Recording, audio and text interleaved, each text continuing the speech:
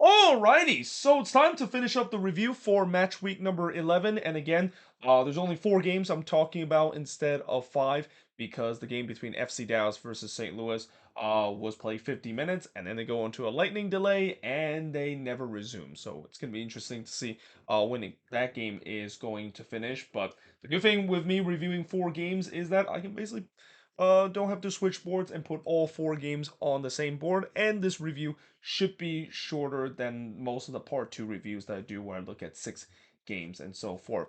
But anyway, let us begin with the first one, which is Nashville versus the Chicago Fire. So we knew that coming out of this game and one day out of this game, Ezra Henriksen, of course, was fired by the Chicago Fire, and it's not a pretty big surprise why he got fired here and that this was kind of the last straw because, yeah, the Fire.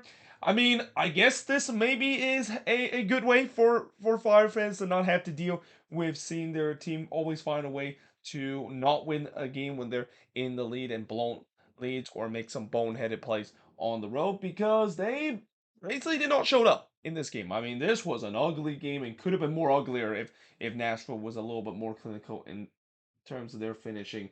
But in the first half, Mukhtar would miss wide from close range before Bunbury puts it wide from close. And again, straight off the bat, Nashville was on the front foot looking for the opener. Mukhtar would puts it high from close range before Brady denied Lovitz from close. Mayer then hits one right to Brady, and it was all Nashville. Like, it was just waves after waves of pressure that Nashville was putting on this Fire team. But the big question is, can they kill their field goal finish? Because up to that point, it was still 0-0, and that with all the pressure that Nashville has put, the fact that they aren't able to get a goal out of it has to frustrate them. But that all changed in the 45th minute because the penalty was given to Nashville after Navarro brought down McCarty in the box, and instead Hani Mukhtar to takes the penalty. Hani Mukhtar don't miss a lot of penalty, and he doesn't miss this one as he scored here to make it 1-0 in favor of Nashville and a much deserved lead for the hosts. So we go to the second half with Nashville leading 1-0, and in the second half, the first shot for Chicago did came as Shaqiri hits one right to Willis there before Gutierrez puts it wide from close range. And I thought it was a promising start for the Fire. I mean, it looked like for once they actually started to get into this game and looking for the equalizer. Gutierrez was in on goal there, but he was denied by Willis. Probably the best opportunity that the Fire has had. But then this is when Nashville started to wake up again. I mean, I'm pretty sure Gary Smith's probably not happy the fact that his team got the lead and they were pretty much sleepwalking, at least in the first 15 minute of the game.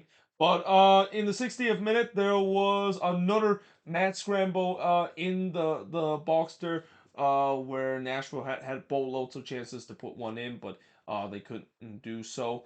In the 62nd minute, Mulewood puts it high in the back post before Mukhtar hits one right to Brady on a lightning counterattack. I mean, if Mukhtar scores that, I mean, that's just typical Nashville. This team is just so lethal on the counterattack. But at the same time, what is not lethal is their finishing. And will these missed chances and the ability to kill this game off come back to haunt Nashville? Because I've said about how if this was kind of maybe the opposite, where if Chicago would dominate this team, yeah, I think everyone knows that they're gonna blow the lead. But that's kind of the question now with Nashville. Can they kill this game off, and will it come back to haunt them? If they don't, well, it looks like they probably saw what I wrote there because they had a chance to get the second goal, and once again had a chance to do so from the spot as the penalty was given to Nashville again. This time it was Burks brought down Schaffelberg in the box, and here comes Mukta again, stepping up to take the penalty. And like I said, he doesn't miss often. He doesn't miss here either, as he scored to make it 2-0 in favor of Nashville. Zubak then heads it wide from the corner before Pico hits one right to Brady, or actually he hits one right to Brady, and there was just no mercy shown by Nashville. Like, they were hungry to try to get the third goal, and they do get the third goal as Mukhtar would complete his hat trick in the first minute of stoppage time. I believe this is the third hat trick that he have scored for Nashville. I mean, yeah, Hani Mukhtar, it's safe to say that in these last couple of games, he is showing why he won the MVP last season. And yeah, 3-0 was the final scoreline, and the shots in this one just shows you how one-sided it was. 30 shots in this one compared to just 5 that the Fire has. 3 shots on goal to the 11 that Nashville has, 8 shots off target to the 1 that the Fire has, 1 shot that was blocked to the 11 that Nashville has, and possession-wise, 51% possession compared to 49% possession that the Chicago Fire has in this game. And again, this turns out to be the last game for Ezra Henderson before he ended up on the chopping block for the Fire in the very next day and kind of got sacked in the morning. But yeah, we'll see how the Fire can respawn it. I mean, I'm assuming they'll respawn well in the next game because we usually see when either an interim head coach step in, you usually get that new interim head coach boost for a couple of games, and maybe that's going to be the case for the Fire. But yeah, this is definitely one that they want to put in a rearview mirror because they were just absolutely dominated by a much better Nashville side, and that again, this is a performance by Nashville that just shows you how they are a very dangerous team this season in the Eastern Conference. I mean, this was just as good of a performance I've seen Nashville play in this season, and really at home in general too. But that being said, moving on in the next match is Colorado and the LA Galaxy. So with the way that Gerhard Stubert and Ezra Henriksen being fired, there's the question of who is going to be the next head coach to be fired. Well, it seems like now a lot of people are betting that Greg Vanney might be the next one to go because yeah, this was not a great performance once again for the Galaxy against a Rapids team that, yes, they have started to play better and are on an unbeaten run. But the problem for the Rapids so far in these last couple of games has been the inability to finish. Well, it turns out that kind of was solved in this game, and especially certain former Galaxy player, yeah, he was definitely looking forward to have a revenge game and kind of make my prediction true in terms of what I said in the preview. But in the first half, 2 minutes in, Delgado would hit one right to Yarbo before in the 14th minute, Colorado gets the lead. It's Abubakar scoring from Roland to make it 1-0 in favor of the Rapids, and that was pretty much a bread and butter goal for the Colorado Rapids. We know that the Rapids love to score goals on the set piece, and there you go. I mean, I gotta say, Colin Roland, he definitely is as good as Jack Price in terms of those set piece delivery. I mean, I know losing Jack Price is definitely huge for the Rapids in terms of the leadership, but also the set piece quality. But I thought Colin Rowland, stepping into that role, he has looked good in terms of delivering those set pieces, and he delivered a very good one here. And Lawless Abubakar, we know he's very good in the air, and he just outjumped the Galaxy defense and puts it in to make it 1-0 in favor of the Rapids. And then in the 23rd minute, Cabral would try to score against his former team, and man, if this one went in, this would definitely be maybe a Hollywood script with the way that he just completely turned the entire back line for the Galaxy, almost just trying to show that yeah, this is what you're missing from me when you decide let me go this last off season. But unfortunately, he couldn't finish it. He hits one right to Kinsman. So in that play, I think we saw the good of Cabral, and then the reason why the Galaxy let him go because of his poor finishing. But at least he put that one on target. I mean, during the time when he was with the Galaxy, he just couldn't finish. Not even putting it on target there. But in the 30th minute, Maxwood puts it wide from close ranges. I thought the momentum was with the Rapids. They were pressing to try to get a second goal, though Puig did puts it high as the flag went up there in the 39th minute, and then Delgado puts a weak shot right to Yarbrough in the 41st minute, and we head to halftime with the visitor leading 1-0 in this one. Now in the second half, the host, the Galaxy, definitely start off the better side. Again, there's got to be some desperation. You got to show that this Galaxy team has to show like that. This would not be a great result. Losing to a Rapids team has been struggling to get wins, and the Galaxy, they did creating some half chance for the equalizer. Yarbrough had to deny Boyd from long range, and actually it was a long range shot from Boyd that Yarbrough had to awkwardly palmed it away before he denied Puig from close in the 63rd minute. But then on the other end, Ronan puts one right to Kinsman, and then in the 65th minute, it happened. Kevin Cabral score against his former team from Rubio and Ronan, and I said it. I said in the preview that I have a feeling Kevin Cabral is going to get a goal against his former team. Like the way that he played in this game, you can see that he definitely played a chip on the shoulder because he's got the feel like not only he's playing against his former team, but literally against the team that has kind of at times use him as a scapegoat as the failure that they have last season. Oh, he that moment has to feel good. In fact, he basically celebrated right in front of the supporter group, or the so-called LA Galaxy supporter group, because there's been some supporter group drama that's going on with the Galaxy that I'll talk about in a bit in the news of the week episode. But yeah, I mean, he was definitely trying to show it to the Galaxy fans that, yeah, this was probably a mistake when you decided to use me as a scapegoat and basically let me go during the off season. But nevertheless, that was the second goal in a 2-0 lead for the Rapids, and what turns out to be the winning goal for the Rapids in this one. And then it was almost 3-0, and it looked like it was 3-0 actually when Ronan puts it into the back of the net, but the goal was disallowed for offside. But eventually it was 3-0. As in the 81st minute, Jonathan Lewis, he scored here from Ronan to make it 3-0 in favor of the Rapids. So as much as it has to feel good for Cabral scoring his former team, this equally feels good for Jonathan Lewis. I mean, it's been a huge fall from grace for Jonathan Lewis from what we've seen for a couple of years. He's been really struggling with this Rapids team, but this has to feel good for him to get his confidence back, scoring a goal here. But at the same time, you gotta also question the defending for the Galaxy. I mean, it was just optional defending from the Galaxy. You can see those defenders. They it's almost like they didn't care. Like they have gave up to that point way too easy for the Rapids to cut them open there. And yeah, it was 3-0 at that point. Preston Judd did make it a little respectable in the 89th minute as he scored there, though again, you can question the fact that, that probably shouldn't have happened if the Rapids would just clear their lines there.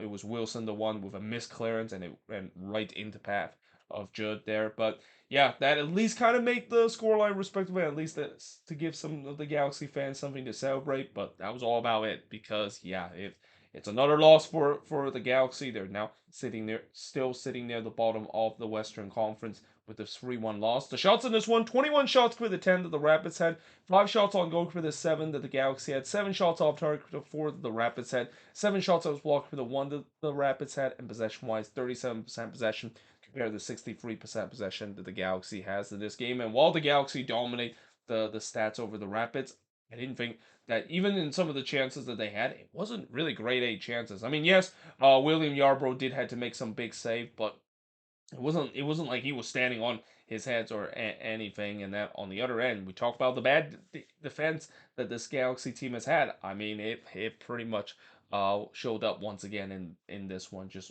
all the goals that they conceded were avoidable, and that, yeah. I mean, there's, like I said, Greg Vanny. I'm pretty sure his seat is getting even more hotter after when we see the two head coach from the Red Bulls and the Fire being let go, and that, you just think that Greg Vanny maybe could be the next one, especially with this regime that is pretty much also under heavy pressure because of the fan protest that is going on right now. But now moving on in terms of the next match. We got the Portland Timbers against Austin FC, and this is one that the Timbers will feel like it let it slip at home. And unfortunately, it turns out it was actually their old foes that actually turns out to be the reason why they let 3 points slip out of their hands at the end of this one against Austin. Now, early on, Visanen did hit it high from close range before on the other end, Mosquera fires it wide from close. I thought some good early chances. I thought this was maybe going to be a very lively game, knowing the fact that, when you saw last season, these two teams tend to like to play in a very fast-paced kind of game, and I thought we were going to be in for that. But unfortunately, that didn't really quite happen. The game really started to become a little bit stale, with neither team really had any chances. In fact, 30 minutes in, there was only 2 shots in the game, and those 2 shots was the chances I mentioned in the 8th and 9th minute. But then the third shot in this game ends up into the back of the net, and it's Dario Zuparic with a rare goal for the Portland Timbers, getting the third shot and getting the goal for the Timbers from Evander to make it 1-0 in favor of the Timbers. I've been very impressed with Evander in the last couple of games. It seems like he's finally starting to live up to what the Timbers are hoping him to be, which, this could be one of the best number 10 that we're seeing unfold in front of our eyes. And yeah, again, he gets the assist here from Zuparic's goal. And yeah, the Timbers were leading 1-0, though Rigoni did look to try to equalize, and he actually had a free header here, but he hits this one right to Ivicic, and especially after the last game where Rigoni finally break his dunk, you can definitely see that he would look a little bit more active in this one. Definitely had more of the chances, though. Again, you could question that he probably feel like he should deserve at least a goal out of this one because of it. Though we do head to halftime with the Timbers leading 1-0. In the second half, Paredes would hit one right to Stuver before Rigoni would miss wide from close. And once again, some good early chances for both of these teams to get the next goal. And it wouldn't be surprised that the next goal eventually did happen after I wrote that. Because in the 58th minute, John Gallagher, he would score here from Rigoni and Wolf to tie the game up at one apiece. So there's that guy again, the guy that at least in the early part of the season was the only goal scorer for this Austin team. He finally gets back on the score sheet here to tie the game up at one apiece. But then 13 minutes later, the Timbers takes the lead again, and again, a very unlikely lead scored. Claudio Bravo scoring here from Evander and Moreno to make it 2-1 in favor of the Timbers. I don't remember the last time the Timbers had both of their goals scored being defender, but that's how this game, of course, turns out to be. But at the same time, I feel like Brad Stuver probably should have done better in terms of this. I mean, I think he was kind of screened a little bit, but it was kind of late in terms of how he goes down to the ground to try to make that save. And I know it was gonna hit with some power, but not enough that I thought from a long range effort that, especially with the way that Stuver has made some big save for this Austin team before. I feel like he should have saved that one, and I think you'll be a little bit disappointed that the fact that he didn't do better in terms of it. But nevertheless, the Timbers wouldn't care. It was 2-1 in favor of them. Bowley did try to make it 3-1, but puts it high there. But you can see the momentum was with the Timbers. They were looking to kill this game off. Though on the other end, Rigoni would hit one right to Ivicic before Nishgoda hits the side netting in the front post. But then in the second minute of stoppage time, Austin equalized. And guess who? It's the Dancing Bear. He's scored here from Wolf and Finley to make it 2-2 in this one. Always love to see the Dancing Bear Will Bruin gets on the score sheet. I mean, I'm pretty sure Seattle fans were celebrating that more than Austin fan, knowing the fact that he's gonna be forever loved in the Seattle Sounders fan base, but also forever hated in the Portland Timbers fan base. Like, that's probably the last man the Timbers would want to give up a goal to Austin FC, knowing the fact that Will Bruin, the Dancing Bear, has caused so many headache for them doing the Cascadia Derby. But at the same time, I also thought that it was a great header from the Dancing Bear, but just atrocious defending from the Timbers, especially on Mabiella part. I mean, there's a reason why Mabiella is no longer a regular starter for this Timber side. I mean, yeah, when you get out jumped by the Dancing Bear like that, yeah, you maybe need to reconsider yourself to be good enough to still play for the Portland Timbers. And again, just to show you that this is kind of the reason why he hasn't been a regular starter for this Timbers side. So yeah, it was 2-2 at that point, and that would be the final score in this one. As the shots in this one, 11 shots for the 9 that the Timbers had, 4 shots on goal for the 3 that the Timbers had. Both teams had 4 shots off target, 3 shots that was blocked for the 2 that the Timbers had, and possession-wise, 53% possession compared to the 47% possession that the Timbers has in this game. And while I thought the Timbers play well in this one, again, anytime when you're dropping points at home, and again, unfortunately, it feels like it's like 2020 again when they were pretty much doing this on a regular pace. It's got to be very very frustrating. But for Austin, I think they'll be happy with this result. They're starting to kind of get their mojo back, but now it's all about trying to get a win because despite they did get a big road draw against a uprising Portland Timber side, they still have not got a win since that RSL resort, and that was back I think back in April before that embarrassing second leg. Well, they won that game, but eventually they got eliminated by the Caribbean club because they weren't able to overcome a 3-0 deficit in the first leg. But finally, moving on into the last game I'm going to talk about in match week number 11 is Vancouver and Minnesota. So, coming into this game, both of these teams definitely has had problems in terms of goals scoring, but both of these teams have also had some good defensive display. So, it's only fitting in the most MLS way possible that the opposite happened in this game, where both teams decided to not show up in their in def- defending throughout this game, and that for the most part at least, well, I wouldn't say for the most part, but for some part, both of these attacks started to kind of broke off the shackle, and started to be participating in this 5 goal thriller. Though early on, not much really happened in this first 15 minutes, even though I thought, Minnesota did kind of control at least the first 5 minutes of this one, though the Whitecaps started to control this one after the 15-minute mark, and they started to create some chances. The first shot of the game came in the 16th minute when Brown heads it wide from close range, but then the second shot of the game, it went in.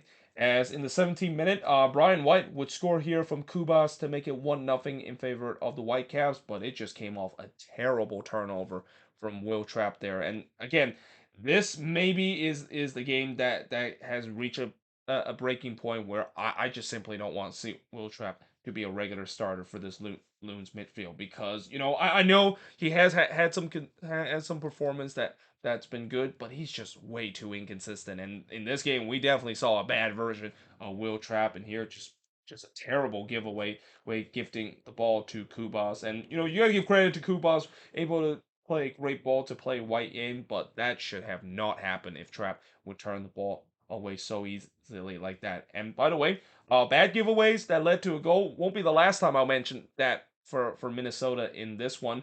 Though one thing I will mention is the fact that they did get themselves the equalizer in the 33rd minute. Again, I thought this game was over because, knowing the fact that the Loons has problem in terms of scoring, I know it's maybe only the 17th minute, but yeah, that looked like it all wraps up. But it didn't, because in the 33rd minute, Michael Boxall would score here to tie the game up at one apiece, because when goal scoring has been a problem, why not rely on your captain in terms of scoring a goal? And that's kind of the case in this one. I mean, it was kind of a very scrappy goal, but honestly, when you look at this team and how frustrated I've been with this team for the past couple of games, I'll just take any goal that goes in. And again, it was a scrappy goal there that Boxall just toe poked it in, but not great defending there from the Whitecaps from the set piece. Just did not clear their lines there and let it to be a goal. And yeah, just like that, it was all tied up at one apiece.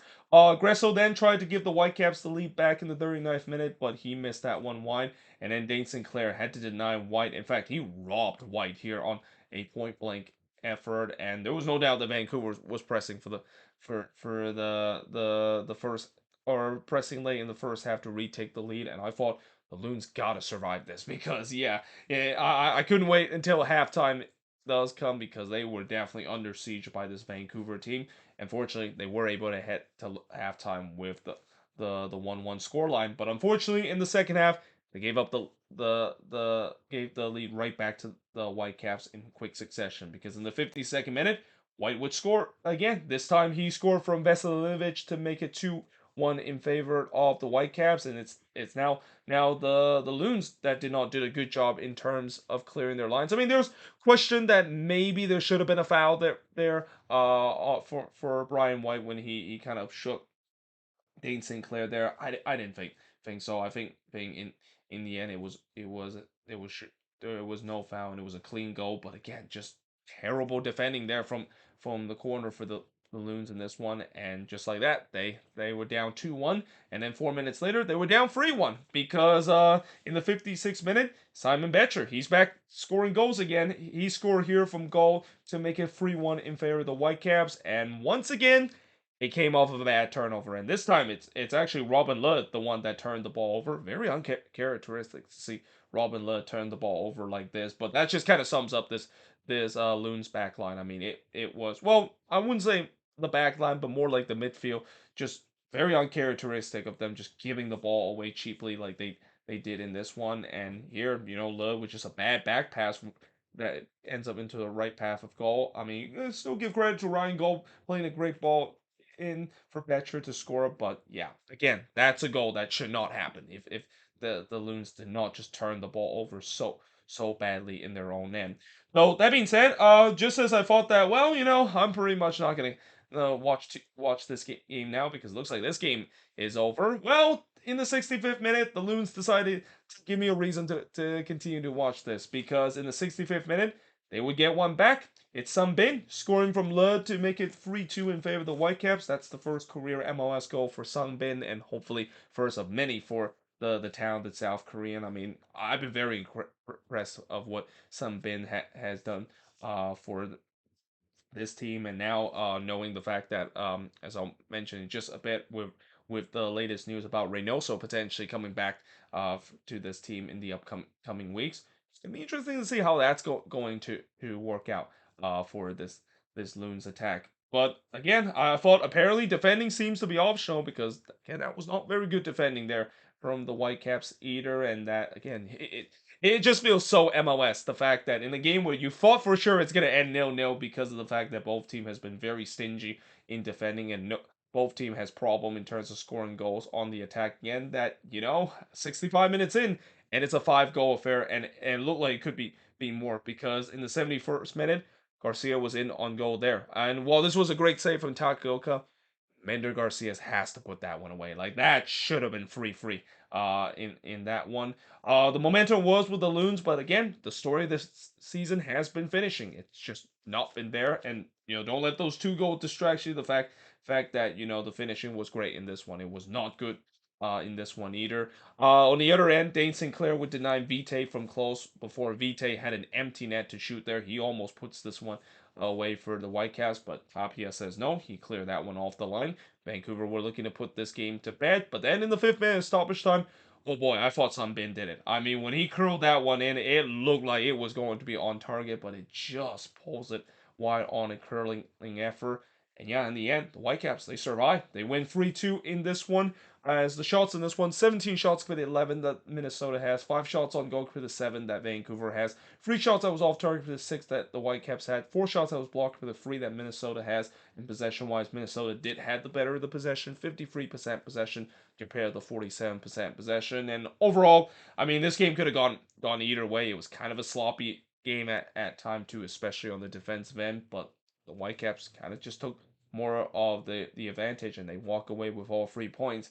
And for the Loons, winless run continues. And again, the only good news I will say is that, with what we heard before this game, that Reynoso looks like he is back in Minnesota and he's getting ready to play for, well, I wouldn't say getting ready, but most likely could be playing for this team in the coming weeks. I mean, that's got to be great news knowing the fact that that's what this Loons team is built on. It's built on Reynoso. Though, again, there is still the question, the fact that with how bad the finishing has been with this team, does it really matter if Reynoso comes back? I mean, unless if Reynoso can be the guy that is like Hani Mukhtar of just carrying this team, which I think he has to be knowing how much this team is struggling on the attacking end.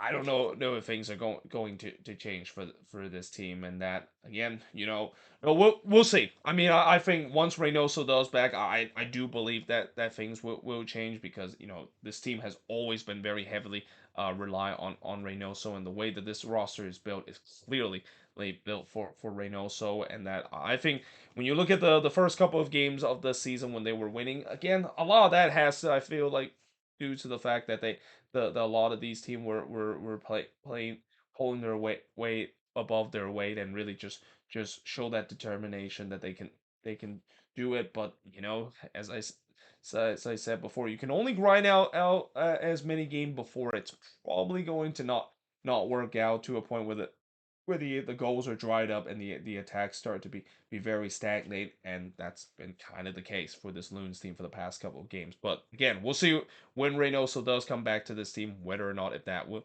change it, and whether if the goals will start to come back from this team.